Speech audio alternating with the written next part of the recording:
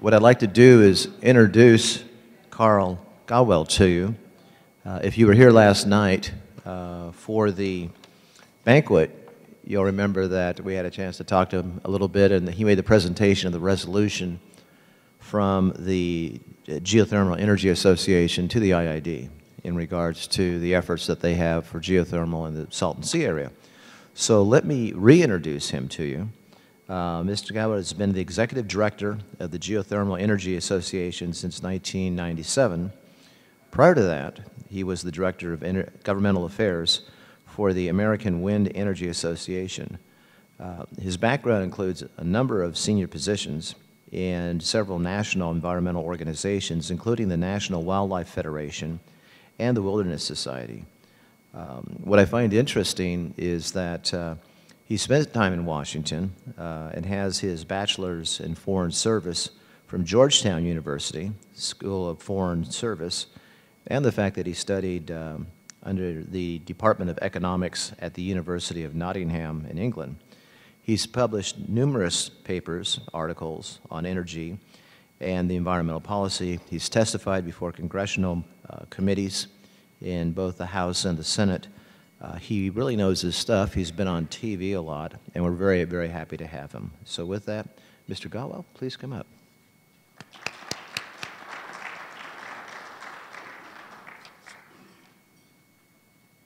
Thank you. And this is my controller, right? Okay. Morning. You know, it's always tough competing with food, but everyone's in such a good mood, it makes life a little bit easier, doesn't it, to get things going. It's been great to come here. I mean, I was telling Maria that for me, this gives me a dose of reality. I mean, I work in Washington. First of all, I don't know why you'd listen to anybody up here from Washington, but I happen to live in Annapolis, which saves my soul. But I work in Washington, and it's a place where I was on a conference call recently with the International Partnership on Geothermal Technology, and I said, yeah, Washington, it's a city that's so quiet because the government is so efficient, you wouldn't even know that they're doing anything. And I think that's the way it's going to be for a while. So I don't think you're going to look for hope in Washington, but I find hope here, and I'll touch on that at the end of my comments, which is what makes me want to thank you for allowing me to come here, because it's not my speaking to you that I value, it's what you say to me, whether you said it or whether I've seen it in the hall or catched it last night, the enthusiasm, the hope, the forward-looking nature of what you're doing here is just exciting. It fills you with life again and gives you a chance that, well, maybe the rest of the country really isn't as bad as Washington, D.C. wants to think it is. And I think that's a little bit of what I found here in the Imperial Valley. So thank you for that. I want to take a minute to give some context, because you don't act alone.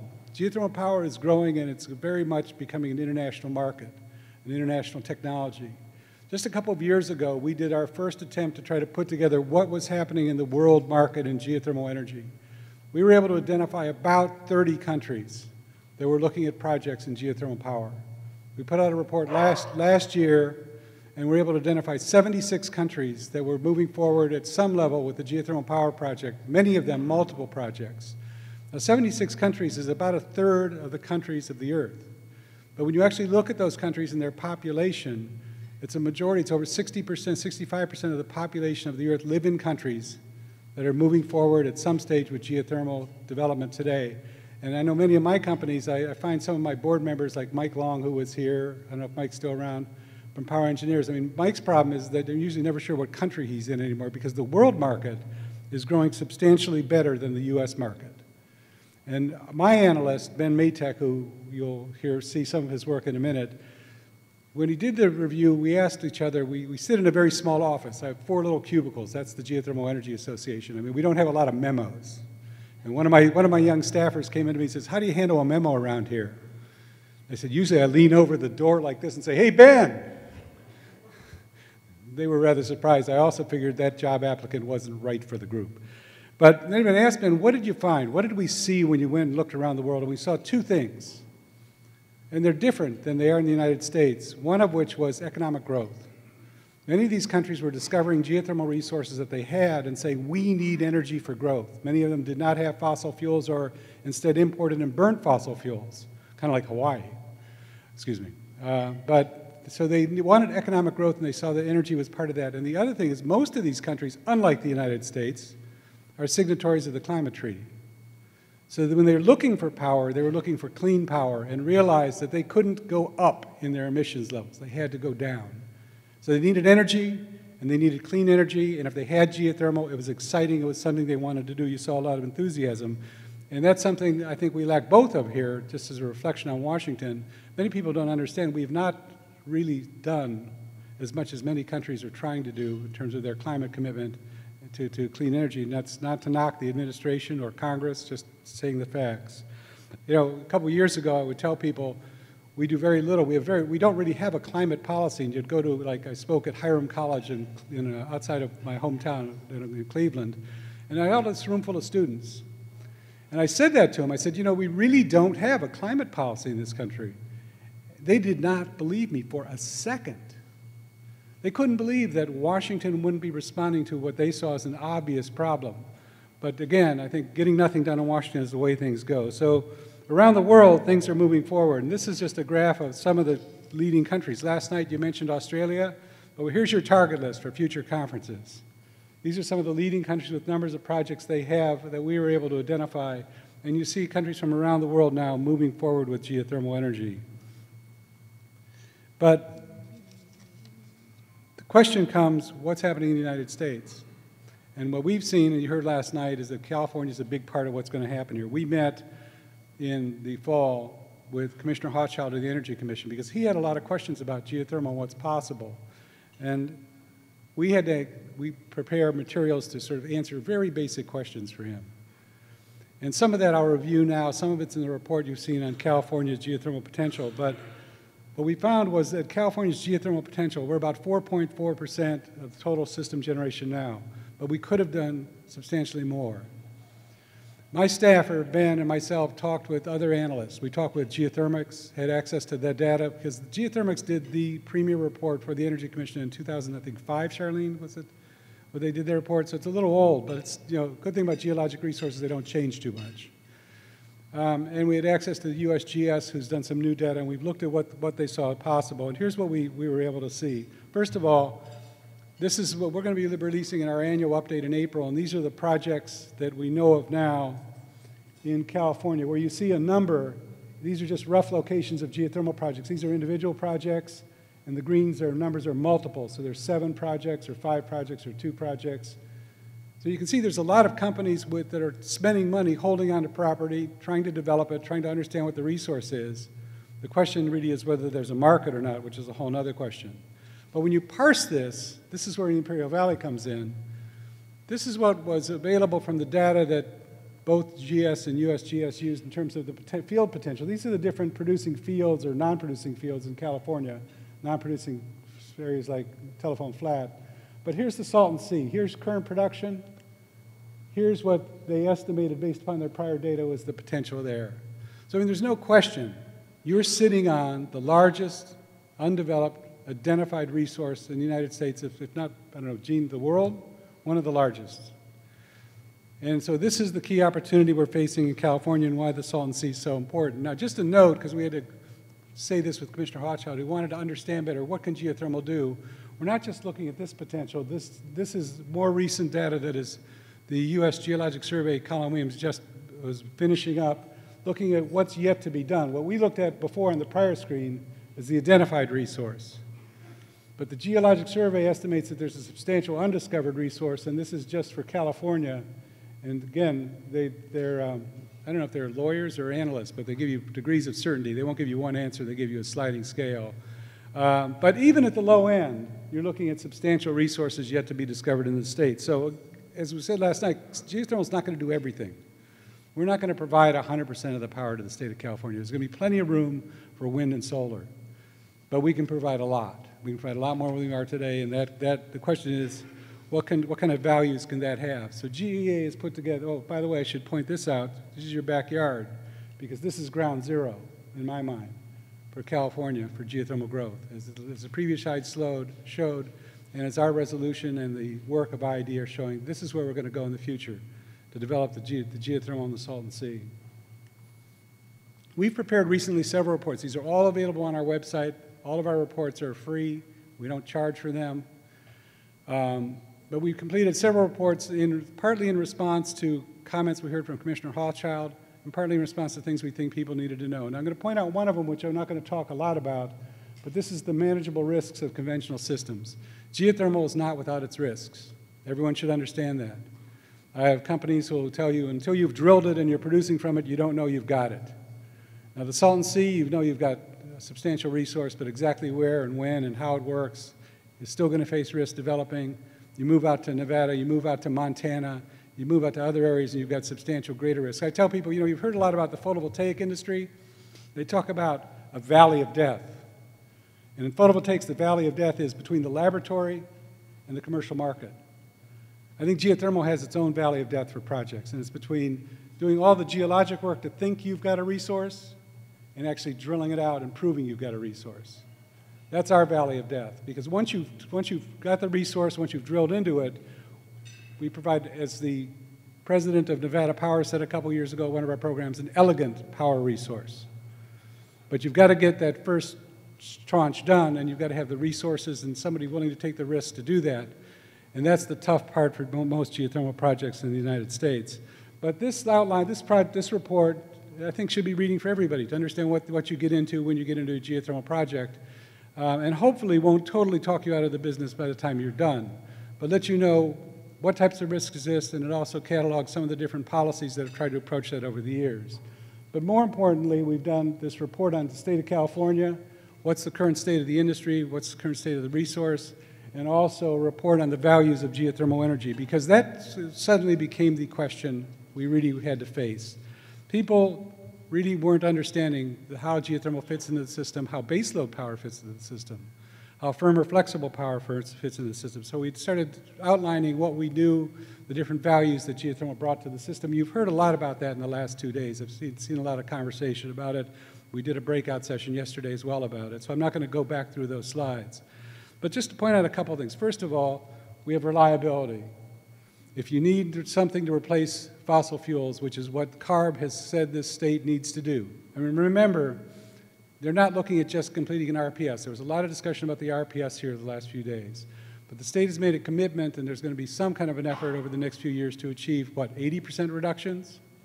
And that's going to be very difficult. You're going to really need to move away from the current generating system to a whole new generating system. In fact, I mean, there's lots of unknowns when you look at that CARB data. I read through their draft report, which is just out, and your mind spins. You talk about relying upon photovoltaic systems, for example. This is just one example, which are great. I think photovoltaics, I wish may put them in my home someday in Maryland, since I don't have a good geothermal resource. But the fact is, the report also indicates that most of the housing stock in California is going to turn over in the next 40 years. So you're going to be completely replacing those houses that you're putting the photovoltaic arrays on. As part of your energy mix, you need to think about what are the new houses going to look like. So in the utility sector, the same thing's true. We're going to be replacing the entire utility system, or at least that's the assumption if you're going to achieve the goals.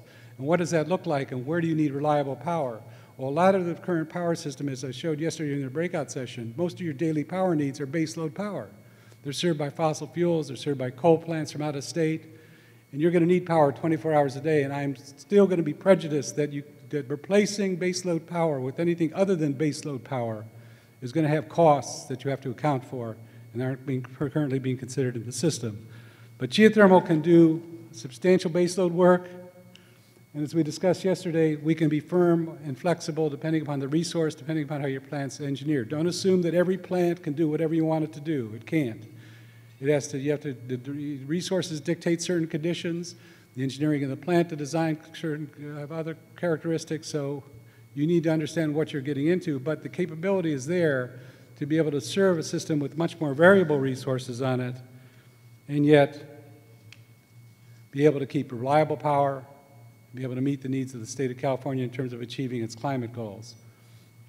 So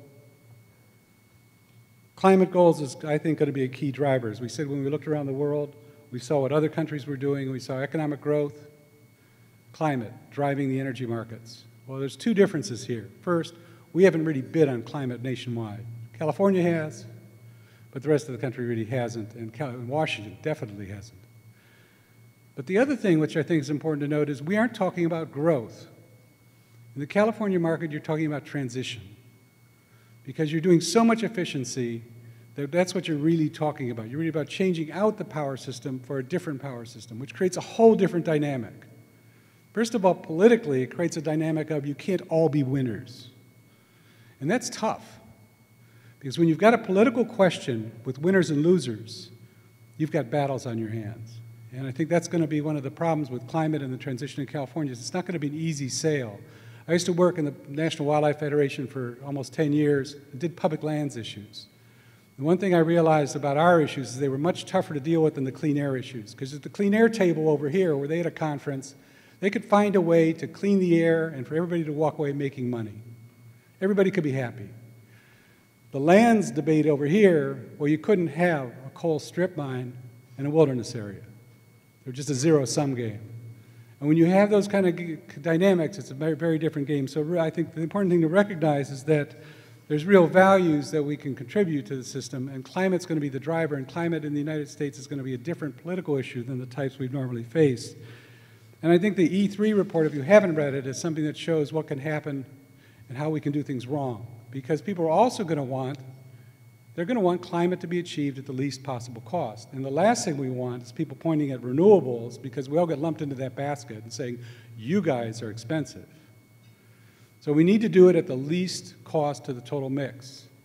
And I think that's something we're still learning how to do, both not just in the United States, but in California as well.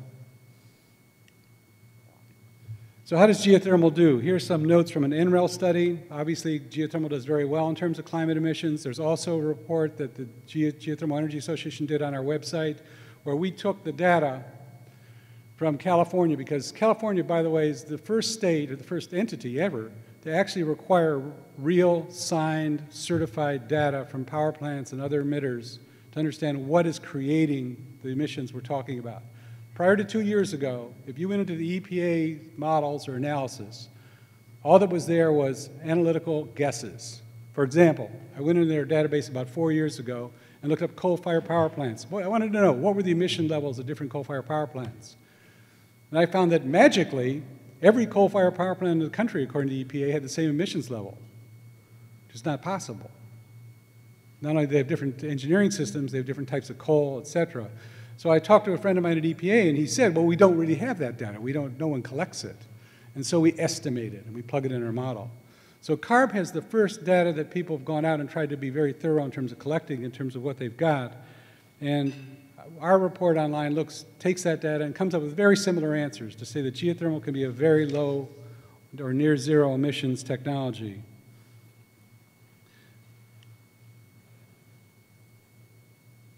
And that has values. Now, we did a report, again, on our website that talks about externalities, a word that is too many syllables. You know, in politics, you learn that four syllables is too much.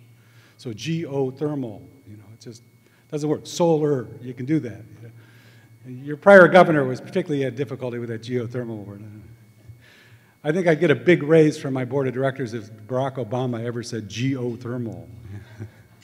But in any event, you can see that these things have externality benefits, which are also real values to the country. And one of the tragedies, though, to me, of talking externality benefits, the whole analysis going on right now by EPA, driving climate policy that will be driving out coal emissions, is based upon these values. These same numbers that EPA uses are what we use to calculate the value annually to California of geothermal energy. These are the existing power plants. There's almost $100 million a year in benefits to the state coming in because of what we're already doing. And a lot of those benefits are in things like, which we don't talk about, which are much more human, things like healthcare costs, asthma in children, and other impacts from coal plants. I happen to live in Annapolis, Maryland, which is downwind from 4 major coal plants, 3 of which have been put out of service. But recently in the cold weather, they've come back into service. And it was amazing the other day to fly out of Baltimore and just see the brown cloud return. I haven't seen a brown cloud in years. I don't know how Los Angeles is doing, but in the East Coast, we used to have them constantly. But they're gone now. And then you go out on your deck, and you see the fine coal ash. And you have to realize that's what they're talking about. They're talking about the fact that people will inhale that, and some of them are going to be affected by it. So the real values here aren't just money. They're also people and children, our health, and our environment. And those are going to be the drivers, again, in what's going to be an important political shift as we move forward, where geothermal plays a tremendous role. So I want to take a minute, let me just not go there yet. I want to talk to you about what I'm going to do next. I'm going to go back to Washington, and I'll be in Sacramento in 2 weeks at this joint hearing that Assemblyman Perez will be co-chairing. And I'm going to take a message from here, and I'm going to take the message that there is a tremendous excitement and interest about using the resources you have in your backyard to help us meet these problems. That's what I walked away with. I mean, I think part of my walkaways are going to be, it's time for action. It's time to do something. We'd like to see the state of California move forward with policies that are going to bring at least 500 megawatts of geothermal forward. I'm not going to say we're going to get them built next year, but let's get the job done. And again, I love it when politicians, they turn to me and say, well, exactly how do we do that, Carl, or what does this work? And I says, first of all, I've learned that if politics recognizes a problem or an opportunity, it will figure out how to get it done. And often when they're sitting there saying to you, well, we don't know exactly how to do this, what they're really saying is, we're not committed to getting it done. That's what politics is all about. I mean, I remember Hillary Clinton?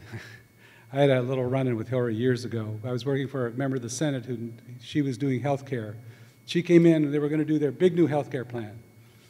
And we were chatting and the senator was there and he turned to me and says, Carl, what do you think? And I says, well, I think it's very interesting, but I'm not sure the country has convinced we need to do this yet, which she scoffed at. But I think that was one of her problems. She dismissed the fact that politics is the art of the possible, but it's also the art of public expression. So when things are ready to happen, they can happen very quickly. You can talk in Washington about legislation or bills, but then there's an energy crisis, and everybody says, gee, let's do something about it. And that's why, because it reacts to the possible. They've got ideas, they know how to get things done, but they've got to be convinced, and they've got to be willing to step over the existing power systems to get it done. So I think it's time to tell California PUC, we'd like to see the policies put together to move projects forward. We'll work with you on how to do that. Let's get it done. Let's start that now. The second thing I'd like to do is talk to you about your own backyard. I don't think you should look at your own backyard and say we've got X number of resources. You should be continuing to expand your knowledge about what's there, what's possible, because geothermal is not a technology. We're not a power technology. Geothermal is a resource. It's used for many different purposes. Different power technologies are used to produce from it. It can produce minerals. We're hoping that the Simo plant is wildly successful. It does heating. It does commercial use. You can use it in agriculture. You should be looking for all the different ways you can use this resource and see how far you can go with it, because that I think there's more to do than you might even think. Secondly, I would continue to build your plan. Don't assume your plan is done, and continue to look for allies. You have one new ally here. Yes, someone's telling somebody about the board resolution my board did. Well, in general, I'm sort of open to act in areas where we've got decided policy. And the Imperial Irrigation, your initiative here brought some challenges, because I represent a very complex industry. I've got public entities, private entities, small companies, big companies, wind companies, solar companies, all in my basket. And so putting the resolution together got me the opportunity to go through all those different players and say, what about this? Do we stand for this? And I'm going to try to hold them to the fact that they've now all agreed, here's what we stand for, let's get it done. Let's figure out how to work with IID, how to work with others who've supported the project, like Imperial Valley, and to make this happen. And so now I feel I've got carte blanche to move forward. I think we need to build and find more allies to do the same thing so we can make the Restoration Initiative a reality. And I think you shouldn't be afraid to dream. I know, again, when I came here to speak, I figured half my companies would come just to find out what I'm saying. Because every time, you know, I mean, geothermal is one of these wonderful businesses. I said, if you have 10 geologists in a room and ask for the exact answer of what your resource is like, you don't get 10 answers, you get 11. And the reason you get 11 is one of those geologists is also an attorney and he doesn't want to get pinned down. So, I mean, they always know what questions come up, but I think that's what we're looking at with this resource. I've been impressed when you look around the world at what people are doing, trying new things. I think it's a time to continue to do that with this resource because it's in its infancy. We're still learning how to work, how to find, how to discover and use geothermal energy, and you're ground zero here in the Imperial Valley for where we're going to go in the future. And I think that's how you ought to look at yourself. That's how I'm going to look for you. That's the message I'm going to take back to D.C. And I got to say, you've already made a great start. I've been very impressed by this conference, by the people I've met, by the tenor of things. by the willingness of people to look forward and work together. You've got all the right things. Organize yourselves, set some goals, move forward. We'll be there to support you and work with you and get this done. And those are my comments for this morning. Thank you. Hope you attend some GEA events or GRC events in the future. And I think the Imperial Valley and everybody in it, IID and others, are going to be a special chapter of both GRC and GEA, because this is where we see a lot happening now, and the energy and excitement I saw here yesterday, the day before, was just tremendous. It makes me go back hopeful, which is not an easy thing to do these days. Both the economy's down, Washington's down. I mean, who knows? Somebody's got to ask me, when are they going to do the tax credits? I get asked this by my companies all the time, and I'm like, who knows? I mean, maybe tomorrow, maybe never. And that's a realistic answer, not just being sarcastic. You just don't know what's going to happen there. So it's good to see things are happening here. And the message I'm going to walk back with is there's a future for renewable energy. It's in areas like the Imperial Valley. It's with initiatives like this. It's with people like you. So thank you very much.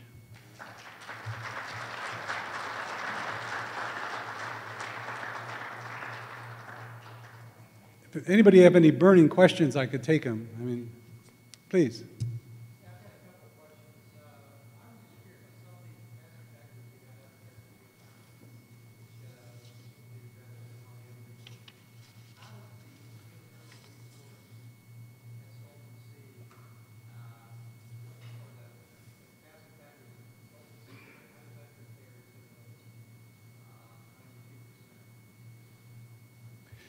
I don't know. The capacity factor data there is EIAs, and capacity factor gets very tricky because what's happened is for years people assumed that all renewables were always playing to market. If you could produce, you did. Many of the contracts have changed. Many of the old SO2s, they had the geysers that have changed. SO4s came off. They sell to market. So the question with capacity factor is not whether you're producing, it's whether you're available to produce. And some of the data gets a little bit coarser, much harder to work with.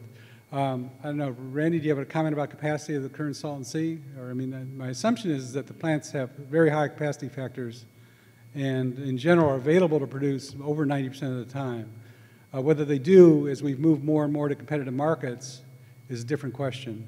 And a lot of the data collection that people have been doing is not correcting for that, or is correcting for it, and it's gotten very difficult to look at capacity figures. So we try to use data that's available. If you're looking at our website or our data, we try to find data that's available, sourceable, and you can go look at. So that's the EIA numbers from this past year. Anyone else? Well, I want to thank you, and hopefully I'll be back again, and I'll be talking to many of you. You know how to reach us. You saw our website. Feel free to call me anytime. If we can help, we'll be glad to. So thank you again. Thank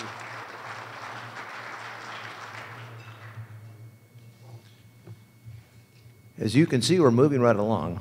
So why don't we, let's see, it's almost 9:30. Why don't we take a 5-minute break, and then we'll go ahead and have the last speaker of the summit, and that is Gene Schmidt. Thank you.